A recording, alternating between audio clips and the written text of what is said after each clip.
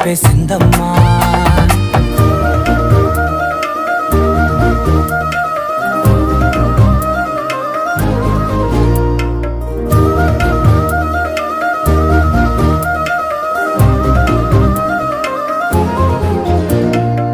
ఏకాంతాలన్నీ ఏకాంతం లేక ఏకరువే పెట్టాయే ఏకంగా.